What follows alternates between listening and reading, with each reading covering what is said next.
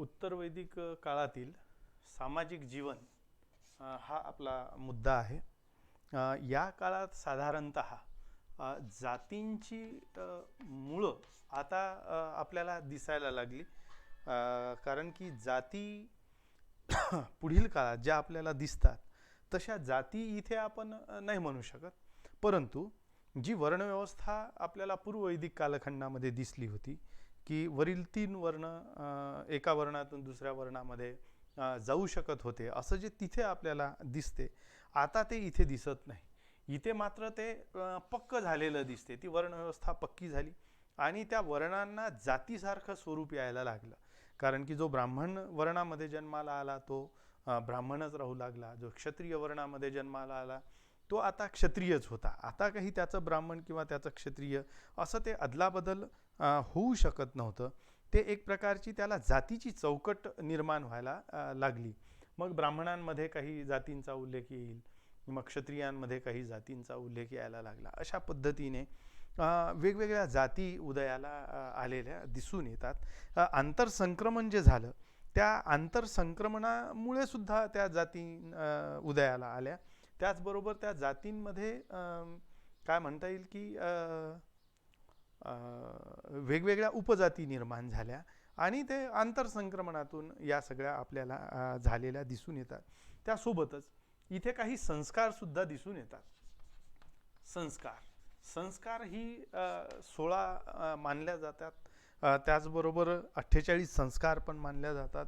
वेगवेगळे संस्कार असे मानल्या जातात. जन्मापासून मृत्यूपर्यंत जे संस्कार केल्या जातात त्यांना संस्कार असा शब्द दिला गेलेला आहे. असे संस्कारांचा सुद्धा उल्लेख या उत्तर वैदिक कालखंडामध्ये आपल्याला दिसायला लागतात. जसं की विवाह संस्कार आहे, त्याचबरोबर उपनयन संस्कार आहे, त्याला मौंज विधी असं म्हणतात. असे वेगवेगळे संस्कार आपल्याला या कालखंडामध्ये दिसतात.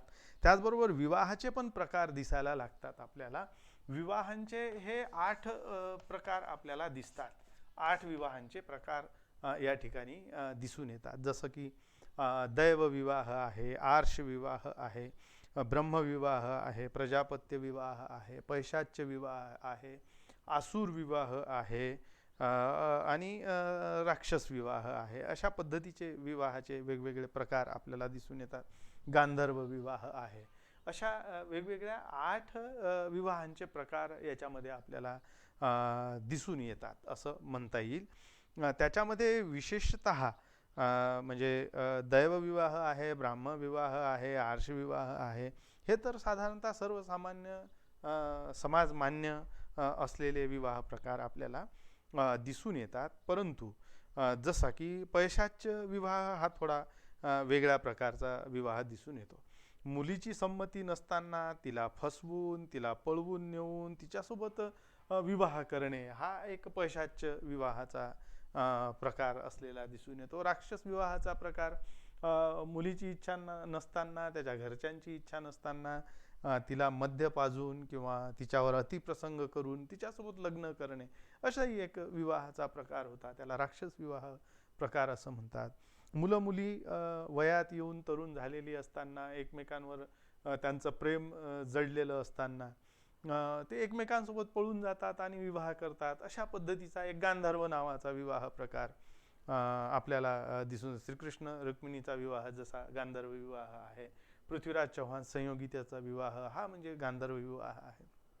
हे मी फार अलीकडची उदाहरणं दिलीत, पण गांधर्व विवाहाची उदाहरणं समजावीत म्हणून ती तुम्हाला दिलेली आहेत.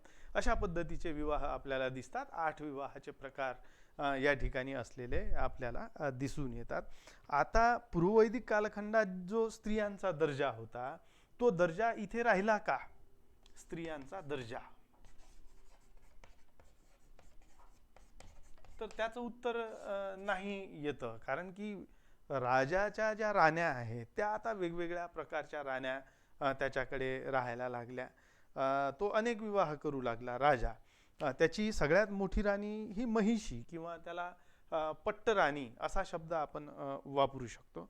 त्याच्यानंतर परिवृत्ता, वावाता, पालागली अशा 4 प्रकारच्या राण्या आता संबोधल्या जाऊ लागल्या. म्हणजे अशा पद्धतीने विवाह जो आहे तो पत्नीत्वाकडे इथे गेलेला दिसून येतो. म्हणजे राजाच्या अनेक पत्न्या असणे, मग तशाच प्रकारचं समाजामध्ये पण त्याची छवी निर्माण व्हायची.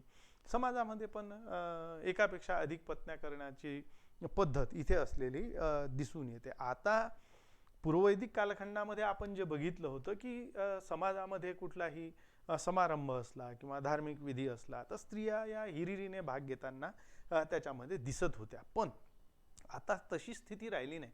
आता स्त्रियांचा दर्जा कमी झाला. आता स्त्रियांचं स्थान जे आहे ते दुय्यम दर्जाचं झालं.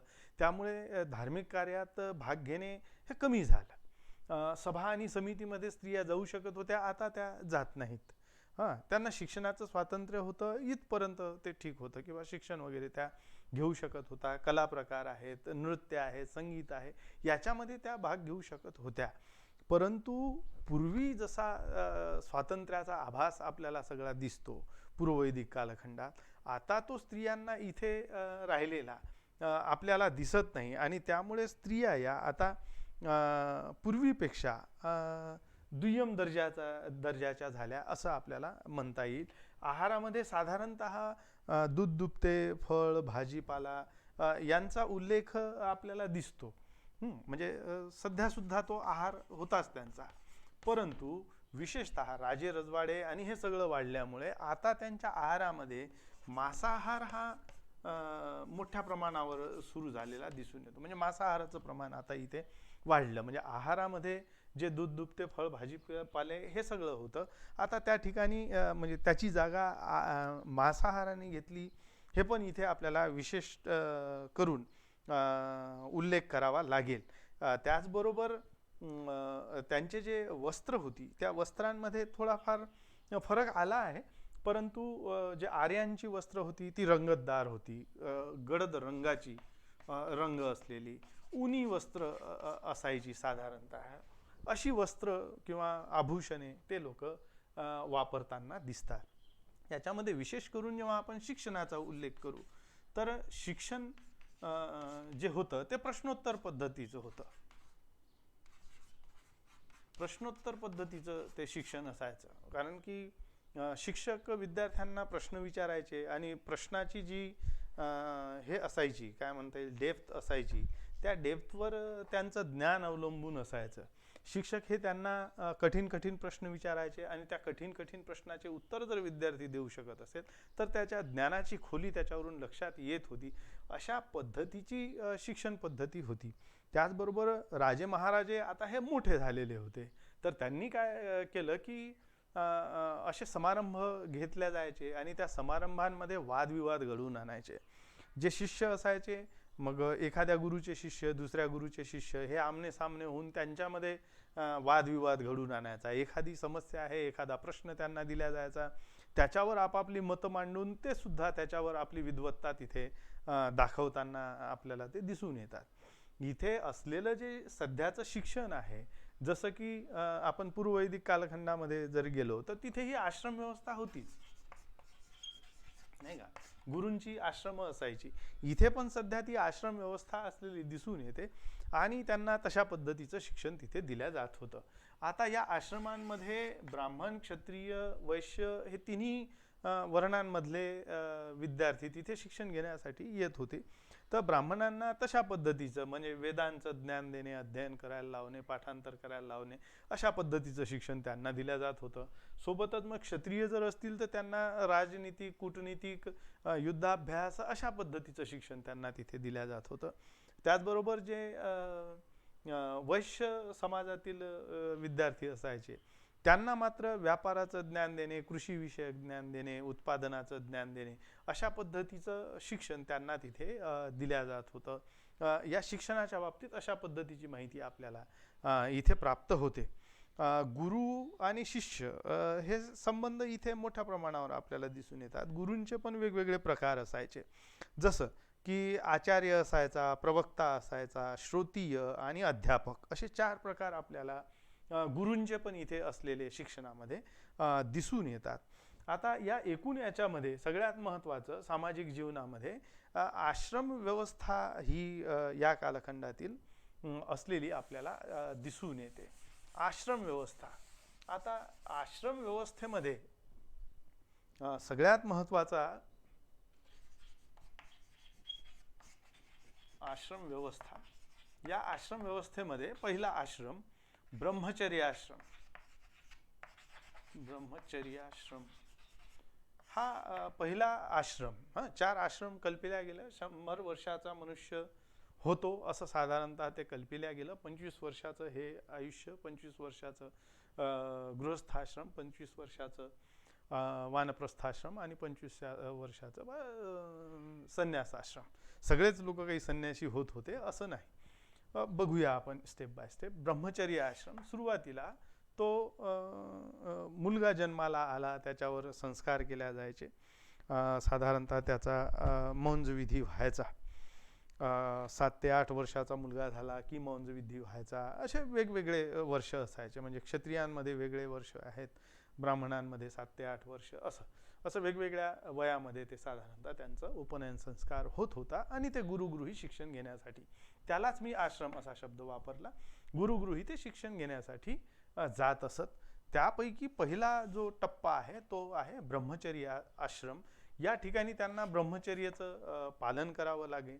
शिक्षकांनी जे दिलेली आज्ञा होती ती तिथे पाळावी लागे. त्याचबरोबर गुरुगृही गुरुने जे काही अभ्यास दिलेला आहे तो तिथे त्याला करावा लागे. गुरु बहीण, गुरुमाता, त्याचबरोबर गुरुबंधू या सगळ्यांना घेऊन तिथे चालावं लागे. त्यांची शिस्त असायची. सकाळी उठल्यापासून तर संध्याकाळी झोपण्यापर्यंतची सगळी शिस्त असायची. त्याच्यामध्ये त्यांना अभ्यासाची वेळ वेगळी, त्याचबरोबर प्रश्नोत्तरांची वेळ वेगळी, आणि या वेगवेगळ्या वेळेमध्ये त्यांना हे सगळं तिथे करावं लागत होतं. ब्रह्मचर्याश्रमामध्ये ज्ञान ग्रहण करणे हा सगळ्यात महत्त्वाचा उद्देश या ठिकाणी होता. आणि त्याच्यातून ते त्या कालखंडामध्ये, तेवढ्या कालखंडामध्ये ते ज्ञानग्रहण करत असत. यानंतर दुसरा जो आश्रम होता, आता गुरुगृही त्याचं शिक्षण पूर्ण झालं आणि शिक्षण पूर्ण झाल्यानंतर इथे एक विधी व्हायचा, समावर्तन. समावर्तन म्हणजे एक प्रकारचा पदवीदान समारंभ जसा असायचा तसा. विद्यार्थी आपल्या गुरुला जी काय गुरुदक्षिणा द्यायची तो देत होता आणि मग समावर्तन नावाचा विधी झाला की तो गुरु स्वतःच्या घरी तो परत यायचा. त्याला म्हणायचं गृहस्थाश्रम. गृहस्थाश्रम हा दुसरा आश्रमातला प्रकार आहे. गृहस्थाश्रम दुसरा टप्पा. ब्रह्मचर्य आश्रम इथे त्याचं शिक्षण पूर्ण झालं.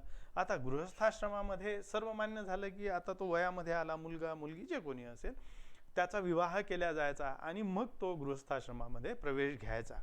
आता तो गृहस्थ झाला म्हणून मग तो घरी आल्यानंतर त्या गृहस्थाश्रमामध्ये त्याचे विशिष्ट कर्तव्य ठरलेले असायचे. जसं यज्ञ करणे हे त्याचं एक कर्तव्य होतं तिथे घरी आल्यानंतर. त्याचबरोबर दानधर्म करणे हे त्याचं कर्तव्य इथे होतं. यज्ञ करणे, दानधर्म करणे, जे ब्राह्मण श्रमण येतील त्यांची सेवा करणे, आईवडिलांची सेवा करणे, हे सगळे कामं त्याची तिथे महत्त्वाचे असायचे. सोबतच कामवासना सुद्धा या प्रकारामध्ये पूर्ण होताना आपल्याला दिसून येते. म्हणजे इथे धर्म पूर्ण झालं, इथे काम पूर्ण झालं, अर्थ पूर्ण झालं, नाही का. धर्म, अर्थ, काम आणि मोक्ष ही जी संकल्पना होती ही त्यानंतरची होती. म्हणजे वानप्रस्थाश्रम आणि संन्यासाश्रम या कालखंडामध्ये ती पूर्ण होताना आपल्याला दिसून येते. या गृहस्थाश्रमामध्ये मग तो यज्ञ करतो, दानधर्म करतो, स्वतःची पत्नी, मुलं बाळ जन्माला घालणे, या सगळ्या गोष्टी म्हणजे इथे काम वासनेची पूर्तता त्याची होत होती. त्याच्यानंतर नंबर 3चा मुद्दा आहे वानप्रस्थाश्रम. इथे वानप्रस्थाश्रमामध्ये तो आता इथे गृहस्थाश्रमाचं कार्य त्याचं पूर्ण झालं, मुलं बाळ त्याचे थोडे मोठे झालेत. आता तो मुलाबाळांवर आपली जबाबदारी टाकायला पाहतो. म्हणजे मुलं मोठे झाले आणि म्हणून त्यांना त्यांची जबाबदारी समजावी, त्यांनी त्यांचं काम पार पाडावं म्हणून आपल्यावरची जबाबदारी त्यांच्यावर टाकणे आणि हळूहळू संन्यासाश्रमाकडे जाणे, ही स्टेप इथे तो करताना दिसतो. व्यक्ती हा साधारणतः म्हणजे हा दुसरा टप्पा 50 वर्षाचा होऊन गेल्यानंतर त्याने आपल्या मुलाबाळांकडे, साधारणतः सगळेच लोक काही असे संन्यासाश्रमाकडे जात होते असं नाही, पण राजे रजवाड्यांमध्ये साधारणतः ही पद्धत असलेली आपल्याला दिसून येते. कारण की तिथे आपल्या मुलाकडे, राजपुत्राकडे राज्याची धुरा सांभाळण्यासाठी देणे आणि मग तो हळूहळू त्याच्यातून राजा निवृत्त होत असे असं साधारणतः दिसते. सगळेच काही लोक संन्यासी होऊन सगळेच्या सगळे गेले असं तर काही कुठे उल्लेख आपल्याला सापडत नाही. वानप्रस्थाश्रमामध्ये साधारणतः तो संन्यासाश्रमाची तयारी करत होता. आणि शेवटचा मुद्दा याच्यातला नंबर 4, संन्यासाश्रम. संन्यासाश्रमामध्ये आता तो पूर्ण संन्यासी व्हायचा. घरचं जेवण जेवायचं नाही, जे काही कंदमुळे फळे जंगलात मिळतील तेच खायचे, एका झाडाखाली थांबायचं नाही, उघड्यावर झोपणे, असे सगळे प्रकार या संन्यासाश्रमामध्ये चालायचं. तो फक्त ईश्वराचंच नाव घेत राहील आणि त्याच्यामधूनच त्याला मोक्ष मिळेल अशी भावना इथे त्याच्यामध्ये निर्माण व्हायची. तो देवी देवताची पूजा उपासना करत राहायचा आणि त्याच्यातच त्याचं देहांत व्हायचं, म्हणजे त्याला मोक्षपद प्राप्त व्हायचं. अशा पद्धतीची ही संकल्पना आश्रम व्यवस्था म्हणून या कालखंडामध्ये ओळखल्या जाते. पहिल्या आश्रमामध्ये ब्रह्मचर्य आश्रम, तो शिक्षण घेतो गुरुगृही जाऊन मुलाचा जन्म झाल्यानंतर. मग तोच थोडा मोठा होतो मुलगा, तो गृहस्थ बनतो. मग गृहस्थ आश्रम म्हणजे लग्न वगैरे करतो, यज्ञ दान धर्म विधी तो तिथे करतो. काम वासना सुद्धा त्याची इथे पूर्ण होते, म्हणजे पुरुषार्थ पूर्ण होतो. आणि त्याच्यानंतर तिसऱ्या टप्प्यात जेव्हा तो जातो तेव्हा तो वानप्रस्थाश्रमी बनतो. हळूहळू आपली जबाबदारी आपल्या मुलांवर सोपवतो. आणि चौथ्या टप्प्यामध्ये तो संन्यासी बनतो आणि संन्यासाश्रम घेऊन घरातून तो बाहेर पडतो, निघून जातो आणि बाहेर जाऊन ते बाहेर जाऊन तो आपलं जीवन हे मोक्षाकडे नेण्याचा प्रयत्न करतो. अशा पद्धतीचं सामाजिक जीवन उत्तर वैदिक कालखंडामध्ये असलेलं आपल्याला दिसून येतं.